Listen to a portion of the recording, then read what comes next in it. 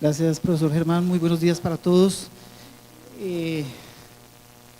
profesor Líbano, al profesor Cadena, saludo cordial. Maestra Lilia, qué honor compartir foro, esta oportunidad con usted. Tuve la oportunidad de ser discípulo de la profesora Lilia en la Universidad Nacional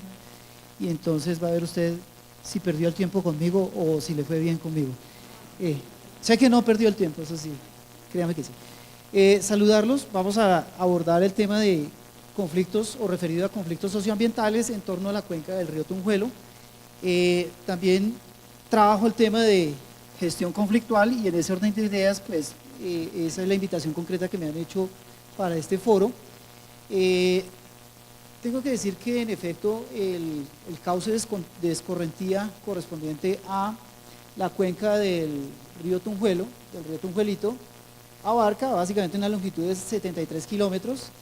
y pues tiene en su recorrido el aporte tributario de 63 afluentes, pero en este recorrido pues se presentan varias circunstancias que han llevado a un estado de degradamiento del cauce de escorrentía al grado de que ese deterioro y ese degradamiento pues va a confluir finalmente en la condición del Tunjuelito como afluente del río Bogotá y, como lo explicaba la profesora Lilia, estamos frente a un circuito biótico, estamos frente a un ecosistema complejo en los términos de Bertalanffy, en la medida en que en efecto las aguas del Tunjuelito van al Bogotá, del Bogotá al Magdalena y del Magdalena pues al Cauca,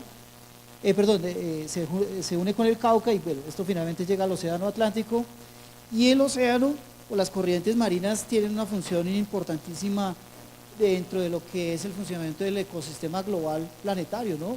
Casi nada, regulan básicamente lo que conocemos como elementos abióticos que conforman el clima, condiciones de temperatura y de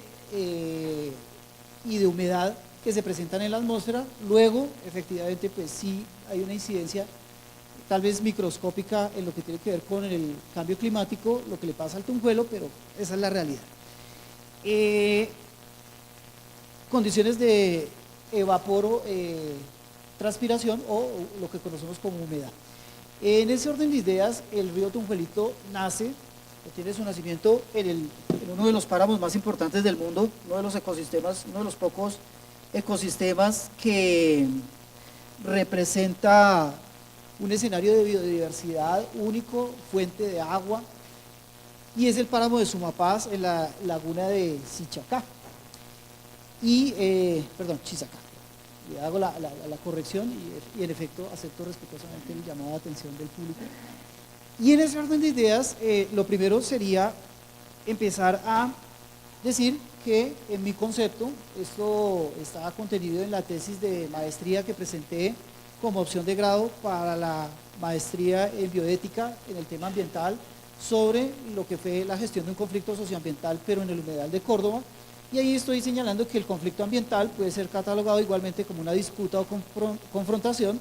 tratándose de una situación problemática, y al ser una situación problemática es susceptible de tener una solución. Que la solución sea correcta o incorrecta, ajustada o no, eso es discutible y es objeto de deliberación. Por eso, frente a la gestión de la conflictividad, frente a la gestión pacífica de la conflictividad, tenemos las alternativas de la solución pacífica a través de la autocomposición y dentro de ella la del diálogo y la deliberación, y para estas cuestiones colectivas pues la deliberación, ¿no? Esa gestión, bueno, esa circunstancia problemática involucra aspectos relacionados con aspectos sociales, valga la redundancia ahí, económicos, políticos, jurídicos, entre otros, y que se puede presentar cuando una situación fáctica es percibida para las partes involucradas como una amenaza para con el entorno. Los elementos bióticos que lo componen, los abióticos también, o los recursos naturales incluyendo a los seres humanos, lo cual genera diferentes puntos de vista en cuanto a las opciones de solución. Vamos a ver que la gestión conflictiva o conflictual,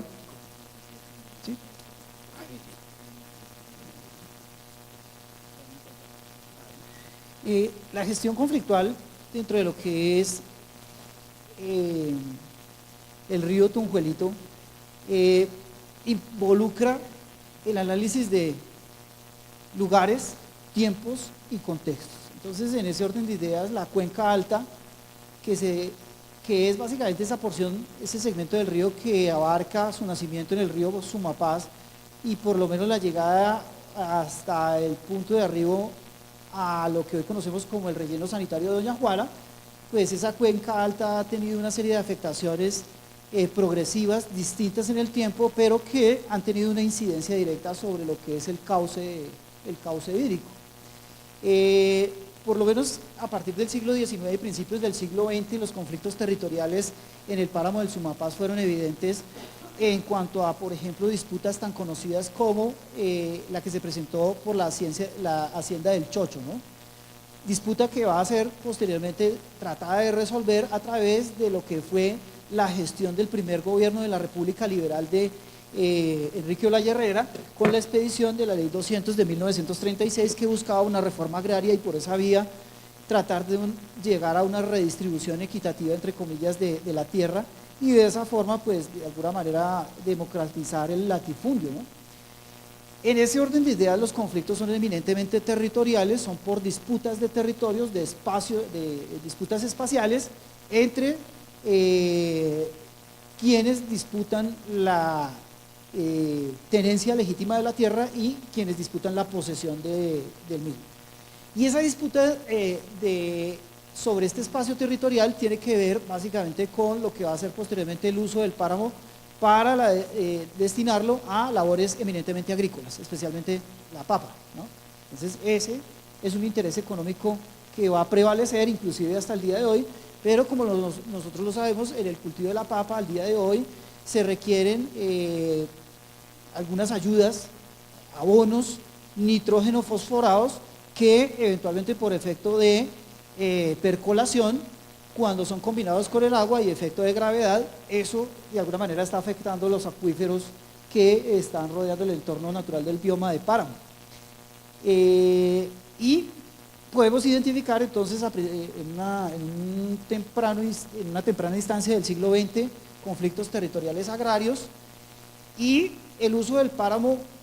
En otro orden de ideas, ya entrada el siglo XX, el uso del páramo como lugar de exilio de los opositores políticos. Famosa fue la ubicación allí en el páramo y cerca de la ubicación de la cuenca del Tunjuelo, la cárcel de los opositores políticos que tenía el general Rejo Aspinilla para de alguna manera esconder a aquellos que le presentaban algún tipo de oposición. Entonces, y ya entrada la segunda mitad del siglo XX, la presencia permanente de militares a través de los batallones de alta montaña, en la medida en que la estrategia contrainsurgente del Estado planteaba que el páramo de Sumapaz básicamente era un corredor estratégico de las FARC en su pretensión de comunicación, pues, de la ciudad capital con otros lugares del país, ¿no? Especialmente el Piedemonte llanero. Y ese proceso de movilidad que de alguna manera, en cierto modo, en efecto, tenían las guerrillas de las FARC en este sitio. Entonces aquí podemos ver que efectivamente desde la Cuenca Alta y desde principios del siglo XX se empiezan a generar situaciones de tensión entre grupos definidos del ejercicio del poder sobre la tierra y que empiezan a afectar de alguna manera el ecosistema del páramo. El crecimiento de la ciudad capital de Bogotá, esa situación que refería la profe Lilia con respecto a la posibilidad de que los ciudadanos accedan a servicios públicos domiciliarios y especialmente uno vital que es el acceso al agua potable, pues hizo pensar o plantear la posibilidad de que Bogotá fuera abastecida a través de lo que era la cuenca alta del río Tunjuelo, por lo que en efecto entre 1934 y 1938 se lleva a cabo la construcción del embalse de la Regadera, que va a surtir de agua a la ciudad capital y de alguna manera va a empezar a mejorar la infraestructura de prestación de servicios públicos, 2, de acceso al agua potable y 3, dentro de unas políticas públicas que ya empiezan a presentar la implementación de unas medidas de higiene y de salud tendientes a mitigar lo que había sido los efectos adversos y nocivos de la gripa española de 1914 en adelante. Entonces, mejorar las condiciones de salubridad, estuvo esta incidencia y esa es una intervención directa sobre el cauce del Tunjuelo, evidente, y que data de principios del siglo XX, catalogándose en su momento como una de las obras grandes de ingeniería tendientes a modernizar la ciudad y empezar a darle de alguna manera una seriedad a la estructura de servicios públicos domiciliarios, especialmente en las redes de distribución de agua potable a través de un acueducto, de una empresa de acueducto de Bogotá. El asentamiento de pobladores en el municipio, hasta antes de 1954, el municipio de Usme, pues también es una realidad evidente en la medida en que, si bien es cierto, el asentamiento indígena de Usme pues, data de fechas prehispánicas, los pobladores de Usme, a la llegada del adelantado Gonzalo Jiménez de Quesada, pues fueron sometidos, como al igual que sucedió con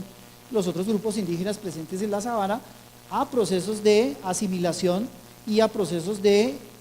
esclavización para ser destinados en tareas específicas, y pues un impacto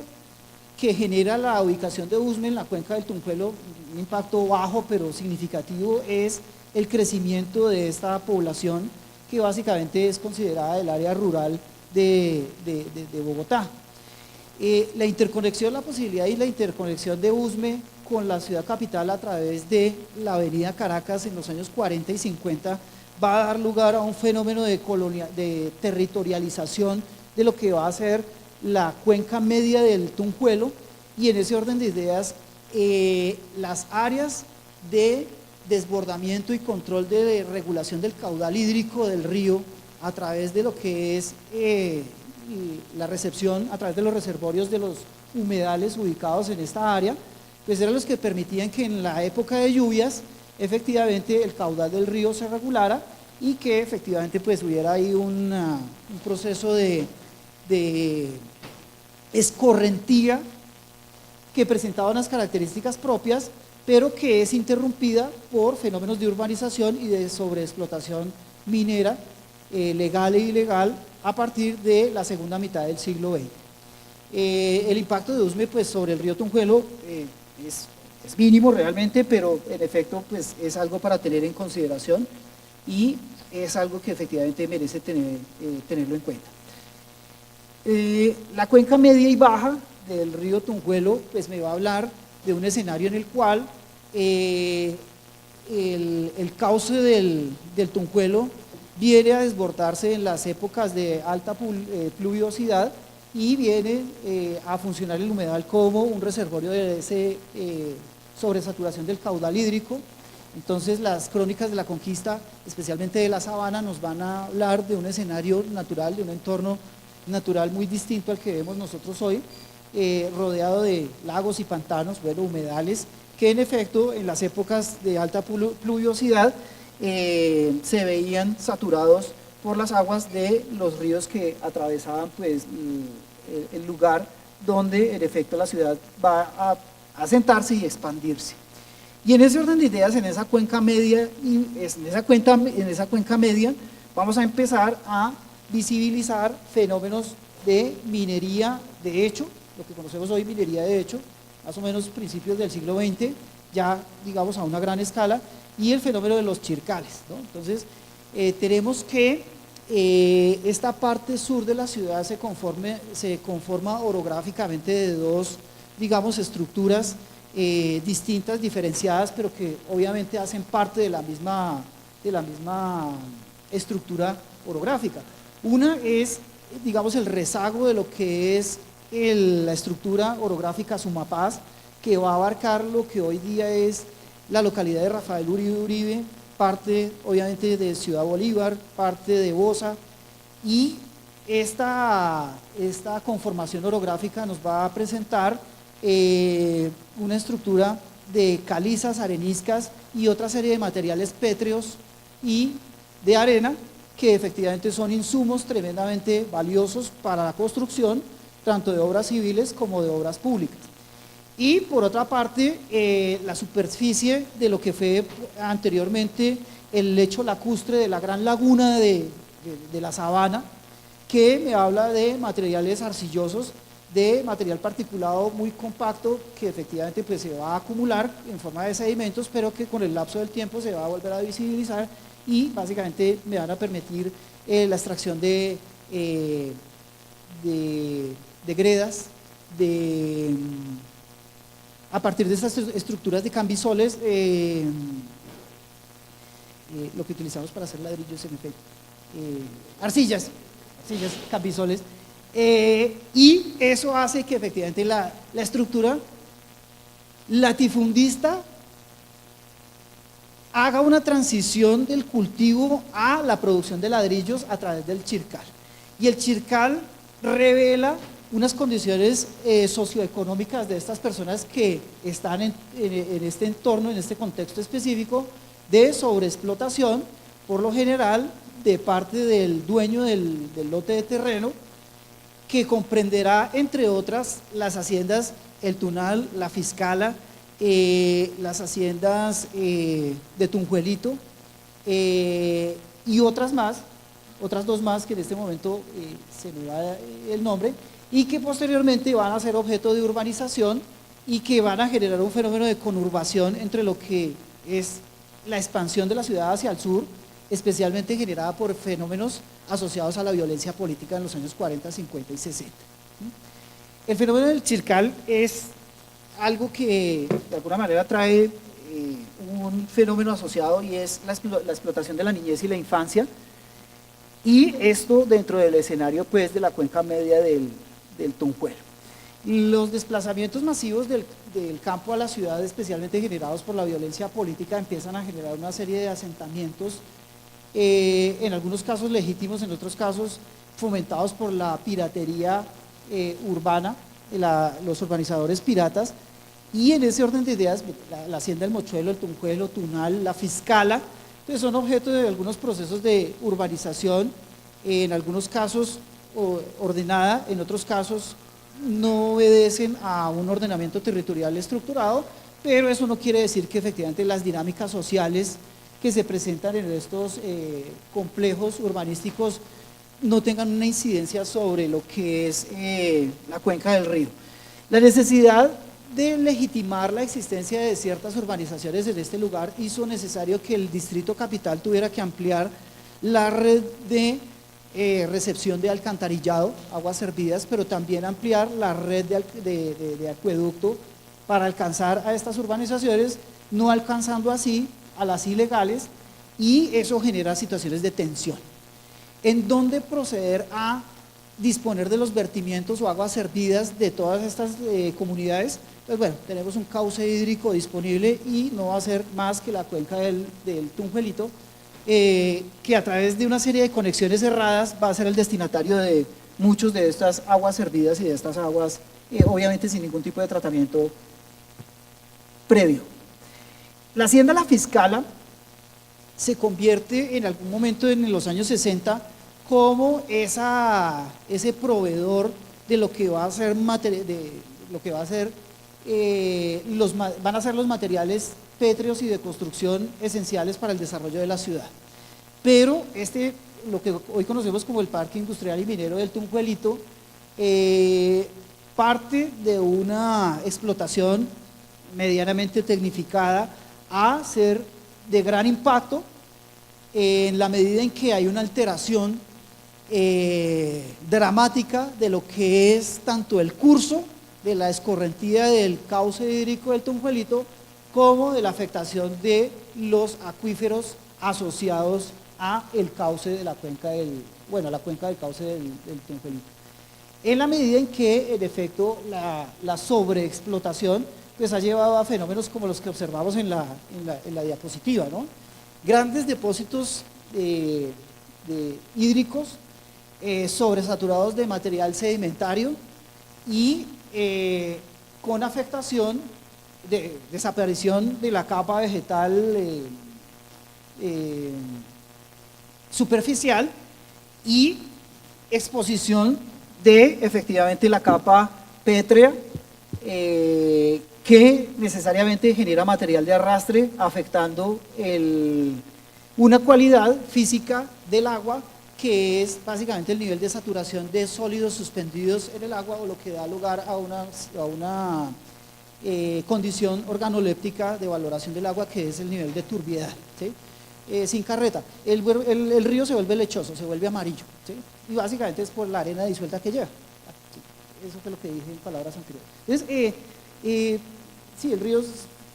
se vuelve amarillo, lleva mucha arena disuelta, los sólidos en suspensión de alguna manera no llegan a sobresaturar el cuerpo de agua, pero sí llevan efectivamente mucho material de arrastre, y eso afecta el cauce del río. Eso en los años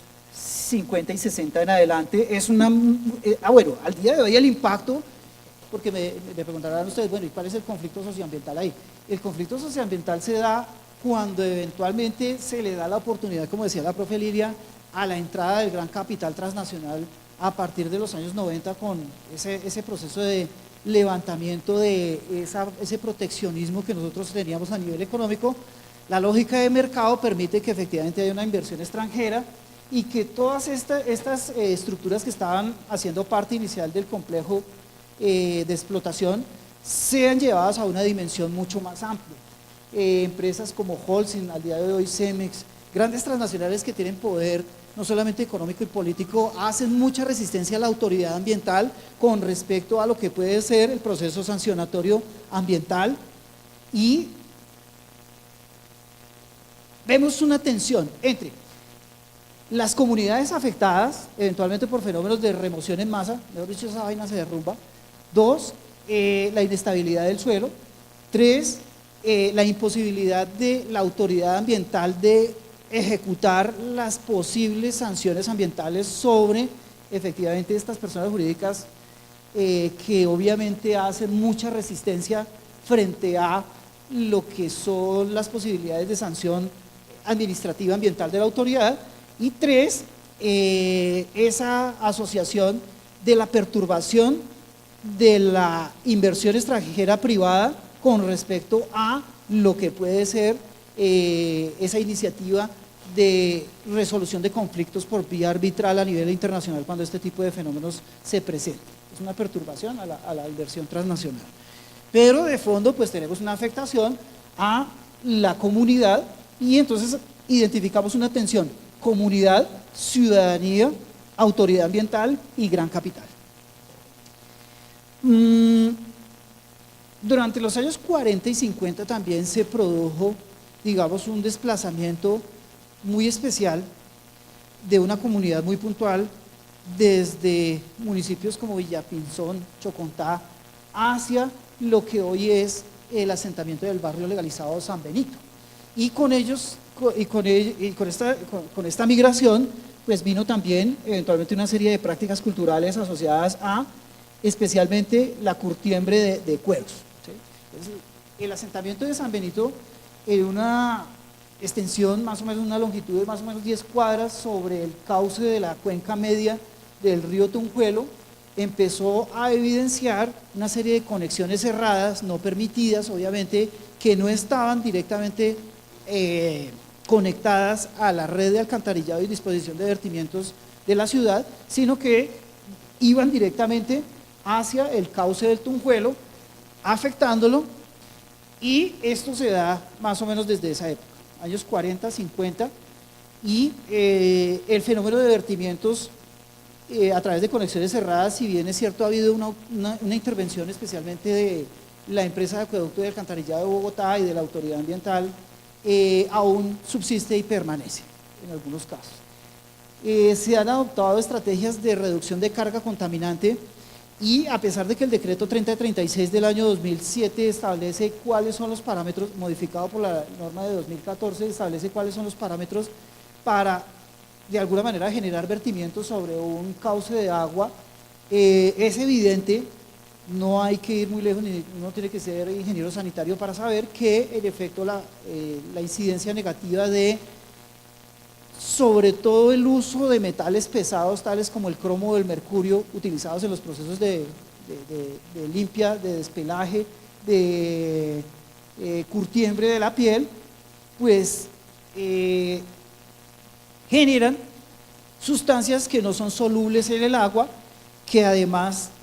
de eso pues tienen una incidencia negativa sobre la fauna y la flora, y además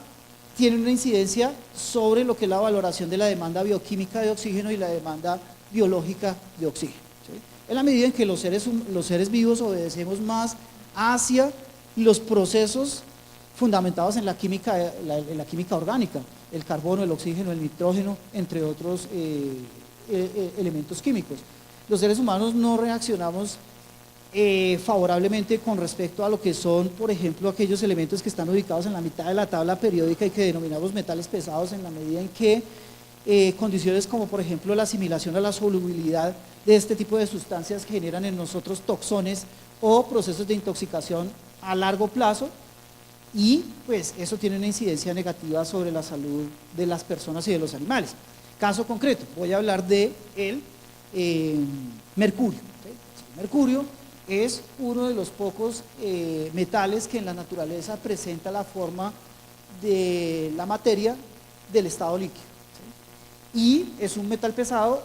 que puede ser de alguna manera absorbido por, en el caso de los seres humanos, por vía oral o por vía de absorción cutánea. El mercurio tiene unos procesos de fijación muy altos o tiene mucha afinidad con lo que es sales esenciales del cuerpo, sodio y potasio, ubicados especialmente en las dendritas y los axones de esa red neuronal que controla obviamente en nosotros pues todos los impulsos nerviosos, fijándose básicamente en los axones de estas células nerviosas, impidiendo que se genere la sinapsis necesaria para el buen funcionamiento del sistema nervioso, ¿okay? Al estar presente la barrera de mercurio, pues la conexión entre sodio y potasio, sales esenciales para llevar a cabo la sinapsis, se interrumpe, es decir, podemos generar un cortocircuito allí. Cuando efectivamente hay un depósito importante de mercurio, pues se generan situaciones a nivel neurológico como las que en efecto documentó Lewis Carroll en su cuento Alicia, el País en las Maravillas, en un personaje que se llama el sombrerero. El sombrerero en el siglo XIX, o en el siglo XIX, los sombrereros utilizaban mercurio para tratar las pieles de castor, que eran el insumo para hacer los sombreros de copa y que eran esos sombreros brillantes que nosotros hemos visto en las películas, y lo hacían a mano, absorbiendo por vía cutánea el mercurio. Entonces, haciendo un poco de interacción con el público, ¿qué características a nivel comportamental tenía o tiene el sombrerero? Sí, en efecto, tiene un comportamiento errático, ¿cierto? En un momento es tremendamente activo, pero en algún momento también queda estático, ¿cierto? Algo pasa, como que se desconecta y se enchufa en algún momento. Esos básicamente son los, si usted quiere saber cuáles son los efectos en la salud humana, pues usted haga cuenta de lo que le pasa al sombrerero, es lo mismo que le pasa a una persona o a un animal que tiene contacto con el mercurio. En ese orden de ideas, el asunto va mucho más allá, porque obviamente al tener, digamos, una falla en la instalación del tendido del cableado de alta, ¿cierto? Entonces, el cableado de baja, que es el que controla de alguna manera ya nuestras funciones finas y la motricidad, también se ve afectado, ¿cierto? Sin carreta. Es como si en esta universidad eventualmente tuviéramos un corto en estas instalaciones, que son de alta, pero también tuviéramos eventualmente cortocircuitos o microcortocircuitos en un aparato de estos. Nosotros nos configuramos por hardware y software. Tenemos corto en hardware, tenemos corto en software, y eso necesariamente tiene una serie de incidencias en la salud, ¿cierto? En algunos casos extremos podríamos desarrollar una neurosis que se llama esquizofrenia,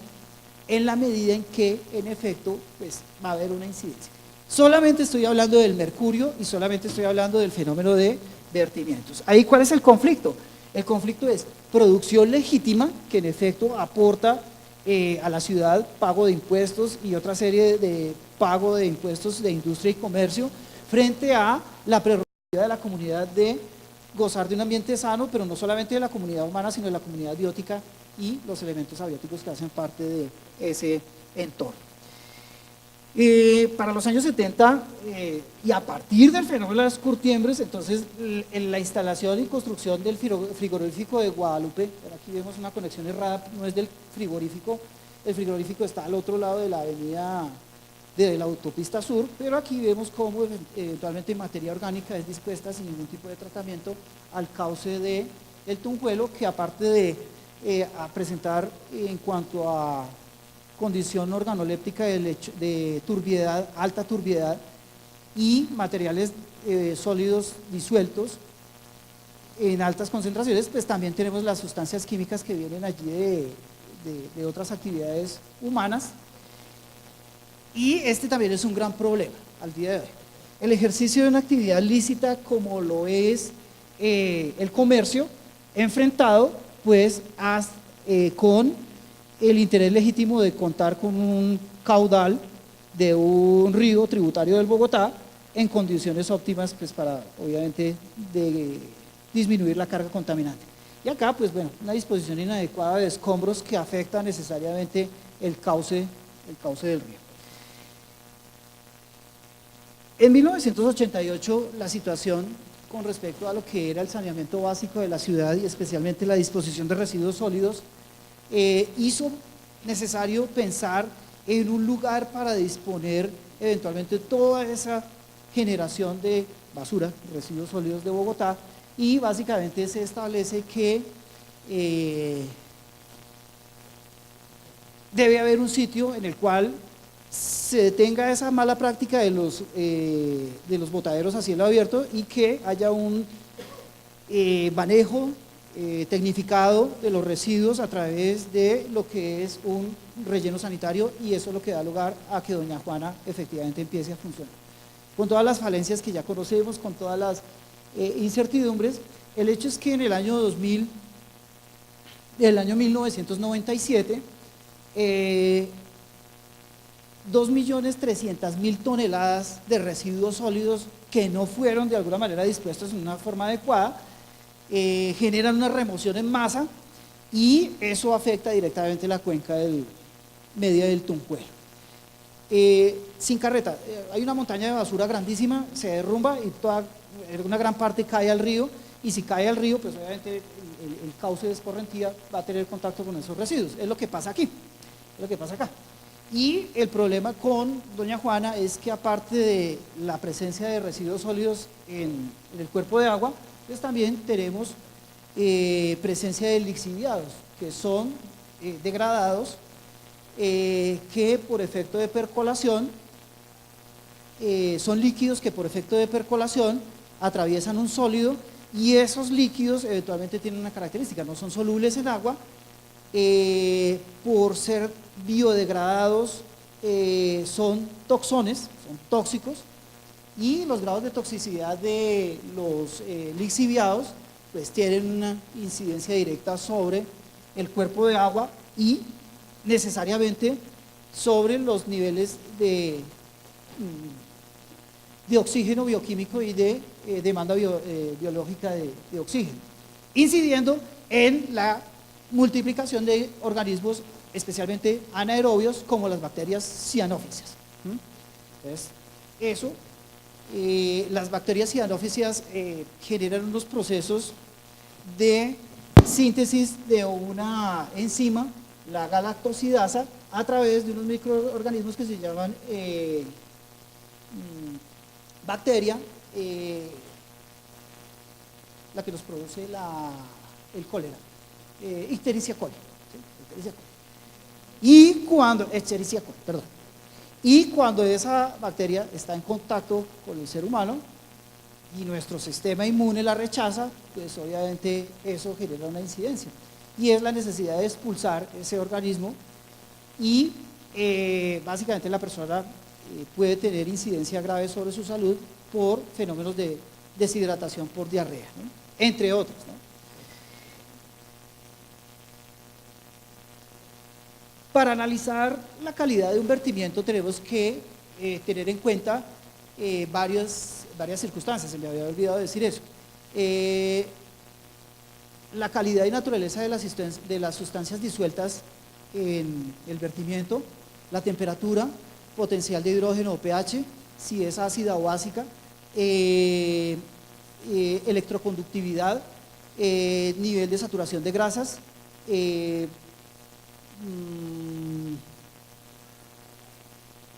entre otras. Sólidos suspendidos o disueltos, entre otras. Y pues frente a lo que es la generación de lixiviados, cómo controlar eventualmente digamos, los vertidos de lixiviados sobre la cuenca del Tunjuelo. Ese ha sido un problema que al día de hoy pues no se ha resuelto. Una gran tragedia, que es lo que le sucede al Bogotá o al Tunjuelo o a cualquier escorrentía hídrica que haya sido afectada de alguna manera por fenómenos de contaminación, adición de materiales, sustancias, energía, que tienen una incidencia sobre el ecosistema y que tienen también una incidencia sobre la salud de otros seres vivos. Eso, así se define la contaminación por parte del Código Nacional de Recursos Naturales. Es que, bueno, efectivamente el cuerpo de agua, de alguna manera lo podemos tratar y podemos en algún momento recuperarlo, pero lo más difícil es el tratamiento de los sedimentos o los sólidos suspendidos que en algún momento se convierten en lodos. Los lodos son tremendamente difíciles de descontaminar, no son, digamos, la tecnología que se utiliza para descontaminar lodos en el mundo es tremendamente cara y no es 100% efectiva. Entonces, como hemos visto a lo largo del tiempo,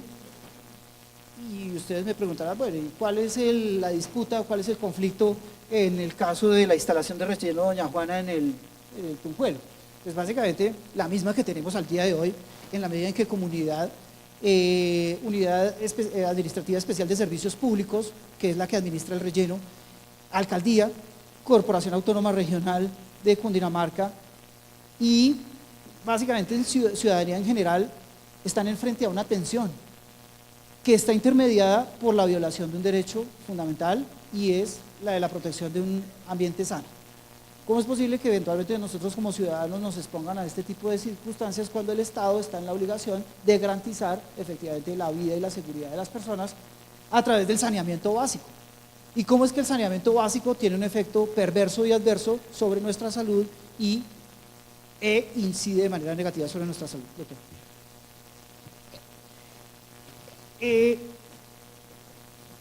Entonces, el panorama del Tunjuelo en algún momento, ya llegando a la cuenca media, acercándonos a la desembocadura del Tunjuelito, nos presenta este escenario, ¿sí? Entonces, un escenario de ronda hídrica absolutamente alterado, residuos sólidos que son arrastrados por la corriente, por la escorrentía del cuerpo de agua, lodos contaminados con diferentes sustancias y material de arrastre contaminados expuestos. Muy probablemente estos residuos en algún momento pueden tener residuos orgánicos que a su vez en efecto generan lixiviados. La demanda química de oxígeno, la demanda biológica de oxígeno pues es tremendamente baja. Los únicos organismos vivos que muy probablemente podemos encontrar proliferando allí sean las algas o organismos anaerobios. Las condiciones físicas del agua no son aptas, los niveles de pH son tremendamente tendientes a la acidificación, lo cual tiene una incidencia también sobre los organismos que tienen una interacción con la corriente. Es decir, aquí lo que tenemos es un cuerpo de agua totalmente sin vida y ya alterado por prácticas culturales. ¿Cuál es el conflicto general que nos puede plantear esto? Pues básicamente el conflicto territorio como espacio vital, ambiente como ese entorno natural de interacción en un bioma específico, el conflicto entre ciudadanos que reclaman un ambiente sano y la ineficacia de las autoridades, y eventualmente los afectados directos e indirectos con respecto a quienes están generando todas estas lógicas y dinámicas. Es decir, es un conflicto complejo que implica a varios intervinientes, a varios involucrados, que está rodeado de una serie de imaginarios y discursos que generan una tensión evidente entre lo que es el reclamo legítimo de un derecho fundamental a un ambiente sano pero que en la realidad me presenta esta situación. Es un conflicto complejo que no se resuelve por vía de negociación. Este tipo de conflictos se resuelve básicamente por vía de deliberación, y deliberaciones que implican compromisos mutuos, recíprocos, comunidad, Estado, y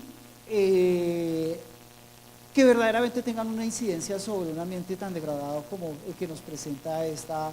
diapositiva. En efecto, como decía la profe Lilia, los colectivos de defensa de lo que es el ambiente sano de la cuenca del Tunjuelo pues, están todavía en esa puja. Los compromisos políticos de la autoridad ambiental pues, no son muy claros. Los compromisos de los ciudadanos comunes que no estamos viviendo a la orilla del Tunjuelo, pues quién sabe hasta dónde llegan. Y en ese orden de ideas, ese es el llamado a saber cuál es nuestro papel, cómo nos involucra el Tunjuelo y de qué manera queremos vernos involucrados o cómo nos afecta de manera directa o indirecta. Damas y caballeros, muchísimas gracias por habernos escuchado.